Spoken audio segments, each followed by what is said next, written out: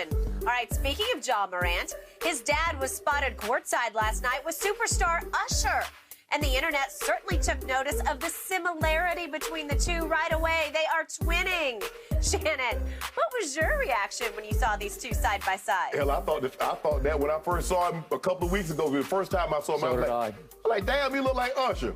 The thing is, Skip, T doesn't need any help getting anywhere because his son is the king of Memphis. So he get to go everywhere he wants to anyway. But I'm glad Usher got an opportunity to play and go along with this. But this is awesome. This is unbelievable. They can really be brothers in real life. Like twin brothers.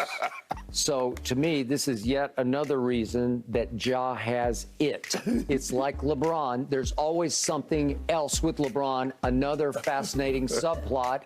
And he even now has a father who is a dead ringer for Usher. He is. And that's another huge social media hook for Ja, yes, who's becoming a social media phenomenon, almost like LeBron. I think he's on an arc to someday be LeBron on social. Yeah, this is really cool. I mean, and Usher's playing along with it. Memphis probably reached out to Usher. When you come to the game, Ja Morant's dad, I know you've seen it. Yeah. And, but Skip, they really could be brothers, Skip. They really, really could be brothers. Yep. That's unbelievable. Yeah. I love it. All right, guys, great job this morning. That's it for us on Undisputed. We'll be back tomorrow morning, but stick around right now for over Malik Beasley. End of the third quarter. The JM got the Grizzlies back within 11 points before they finished off their comeback, and the T-Wolves in the final period. I don't know if this is fair to ask in the first round, but hey, that's what makes it fun. Shannon, could this go down as the greatest playoff dunk ever? I don't think so, Skip, although it was an unbelievable dunk. And if I had to score it, I would give it a 10. Yep. Because he did dunk on somebody. He did hammer fist it. He brought it way, way back. To let everybody know that I'm here. We don't normally see guys get this kind of running start. Skip, this was almost like a dunk contest dunk where there's nobody down the lane and you just got a prop. And Malik Beasley just happened to be the prop that he's going to dunk over. That is true. But yeah, that gets a 10 in the dunk contest. Yeah, oh, absolutely. Yeah. But Skip, if you remember, we got, let's see, John Starks. You remember John Starks? Yeah. Because he shifts it from his off to his offhand. Yeah. John, you get a 10 for this dunk. And I think right now, look at this dunk right here, Skip. He goes to his offhand. He did. And dunks over 3 people. Look at this. Yep. That's John Starks, who's not much bigger than Ja. He's more sturdier than Ja, but I don't know if how much more taller that he is than Ja. I know John from Tulsa, Oklahoma. Go ahead. This was an unbelievable, Skip, I know people, Knicks fans going to be upset. That put them up 2-0 in the series, and they didn't win another game. They did not. They didn't win another game. That was unbelievable. We got Michael Jordan in 91 in the playoffs.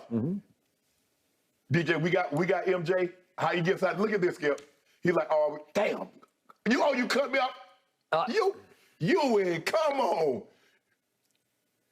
And Ewing is a pretty good defender, Skip. He goes over 7-foot Patrick Ewing and dunks it on his head. Yeah. Unfortunately, Ewing, we got you again. This was an unbelievable play. Oakley tries to cut him off, didn't cut the baseline off good enough in this one. This might be the best dunk in the playoff history, Skip, right here. And then playing the acorns on Patrick Ewing head. Yep. Got a tag for that, and then told Spike Lee, sit you down. He did. Yep. Bro, I know man, him well. Patrick, I'm sorry, bro. Patrick Ewing got on top 5 dunks in playoff history. Pat Ewing is on 2 of them.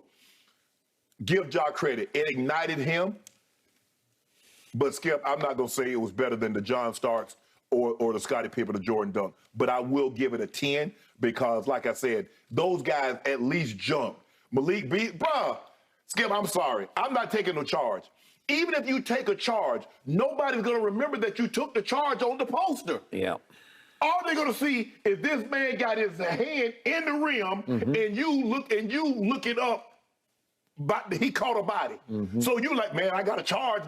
Who cares? Either I'm challenging it, and I'm going to foul you, and you're not putting this ball in the hoop, or I'm just going to say, hey, just go ahead, because like you said, Skip, that only cut the lead to what, 11? Cut to 11. I can see if it's the last seconds of a ball game, Skip, maybe. But I'm not no 11, not a basket that's only going to make it 11. Are you going to posterize me for that one? Okay. I hear everything you just said, and I don't disagree with the ones that you showed, but I'll pick back through them case by case. Okay. For me, iconic dunks need to have impact. They have to have resounding residual impact. And it's hard for us to gauge exactly the impact of this because the story ain't told yet. Correct. If we look back on this dunk, if Memphis goes on and does what I think they're capable of doing, which is winning the West, we might look back on that moment as the flashpoint north-south moment for Memphis of the whole playoffs. And if we do, if we look back on that was the jump start, that detonated the Memphis Grizzlies. It didn't immediately detonate them, but if it detonated Ja enough to take over that game and this series and ultimately the playoffs, then it starts to rise up the iconic list because it's going to take on some meaning. It's an iconic moment forever because it happened in the playoffs. He caught a body, and the way he dunked it brought it all the way back. It's ingrained. It's in lore now. Okay, I got it. But in magnitude of impact on the playoffs, on playoff history, we don't quite know yet. I'm rooting for it to be the flashpoint moment. And I'm going to repeat that Ja, up to that point in this game, had a grand total of 10 points on 4 of 12 and had missed 5 of 7 free throws up to that point. And I kept saying yesterday, it's time to walk the talk or jump the talk or shoot the talk or back up the talk. You can talk all you want, but you have to back it up. You got to play at some point. And he had prematurely celebrated, as we talked about, after Game 2 and Game 3, like the series was over. And I don't care what you do on social, as long as you do it on the hardwood. And again, all of a sudden, I don't know what possessed this young man, but he all of a sudden said, I see it, I feel it. It's time for me to rise and shine above. He literally transcended the game at that moment to say, watch this. Now, I don't want to go to Ja's head where he just becomes a social media phenomenon. I want him to become a playoff phenomenon, not social. That's all icing on this cake. Okay, so as you say, he cocks it all the way back, and he did it with malice. It's like with vengeance and malice. So I got to see it one more time.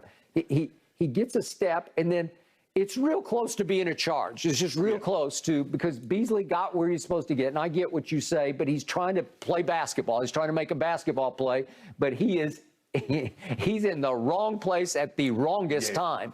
Okay, so what? On degree of that's sensational to me. It's just like, hey, it's just unbelievable. Every time I watch it, it gets better.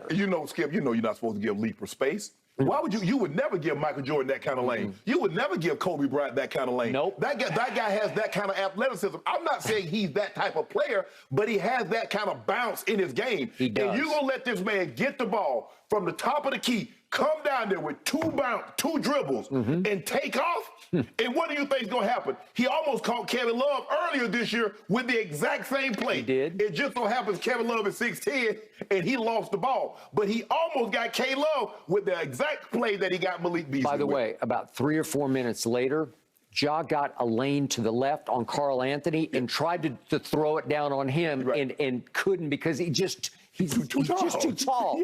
What's Karl Anthony? Is he 6'11"? Probably 7 foot tall. 7 feet. Okay. So now back to degree of difficulty. They list Ja at 6'3", and I'm not buying it. Maybe 6'3" in sneakers, maybe, but I'll maybe give you 6'2", and sometimes I watch him play and he looks 6'1"-ish to me. But I'm going to go 6'2". Okay. So obviously, on degree of difficulty, you have to give the 6'2" guy just on inch for inch.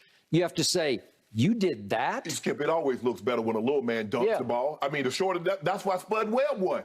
We don't see the 5'7" guy dunk like that. Spud, close friend of mine, and I was in the front row for that, 86 in Dallas, over his best buddy, Dominique. Because he's from Dallas, isn't he? From Dallas, born and raised, and Spud went 5 feet 6 inches tall, and fair and square, he beat the human highlight reel, Dominique from Atlanta, Georgia. He beat him in a dunk contest in Dallas, Texas, in old Reunion Arena. Skip, it just looks, dunks looks better when the guy's smaller, because it looked like Spud Webb, he was jumping half his body to get up 5'6". I mean, a tall guy, Skip, a 7-foot guy dunking, when these tall guys get it, it ain't the same. But you get a guy 6'6", 6'4", 6'6", and he can dunk, can elevate like Ant-Man. Ant-Man looks like he's leaving the building. That is correct. Okay, back to, let's start with the Starks dunk. Okay, I think John's like 6'5"-ish. You think so? Think it's that tall? I think he is. We could look. I should have looked it up before the show, but